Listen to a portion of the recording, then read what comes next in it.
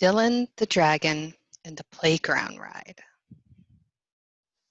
In this classic tale, Dylan learns to make friends despite obstacles.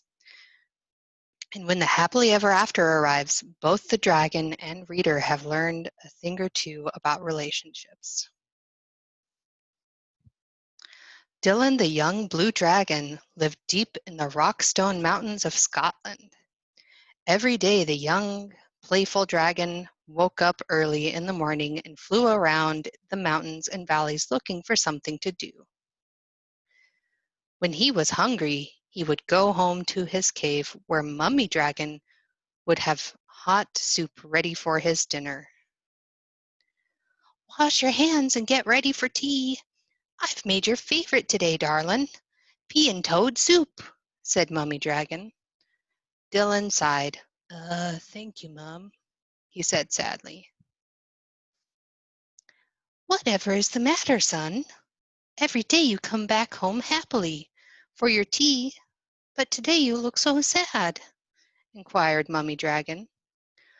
"I'm lonely, Mum. I can't find anyone to play with. In all the lakes, mountains, and valleys and Rockstone, there isn't a single dragon for me to play with," he grumbled. "Well, how about this for an idea? Why don't you fly down to the village playground and see if the children there want to play with you?" Dylan woke up bright and early the next day. He was very excited that he would soon have friends to play with every day.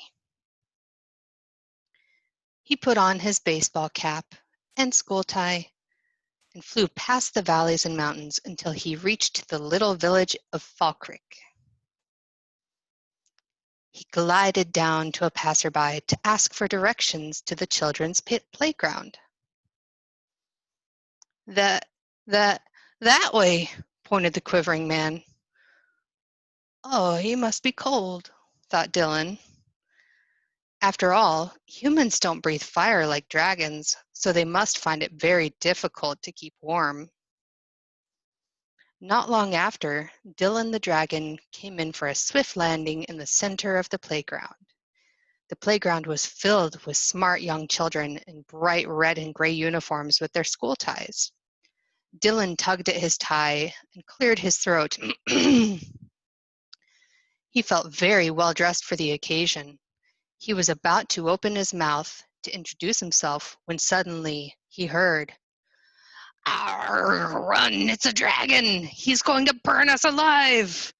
yelled one of the young boys. All of the children ran frantically toward the exits and it disappeared in no time. Dylan sighed sadly. All he wanted was some friends to play with, but clearly humans were very scared of dragons. He flew home with his head hung low to see what Mummy Dragon had made for tea. The next day, Dylan decided to try and make friends with the children in the playground again. He tucked his white handkerchief in his left gill and scooped up a large branch lying on the floor.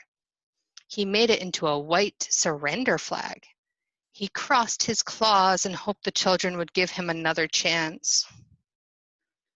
Down he flew into the center of the playground with his white surrender flag clenched in his jaw.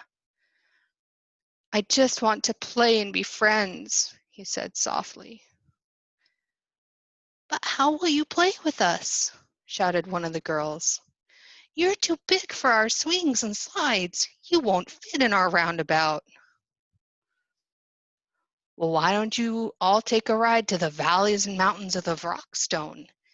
"Yay!" squealed all the children at once. They climbed onto Dylan's back, and off the children went on a very exciting flight.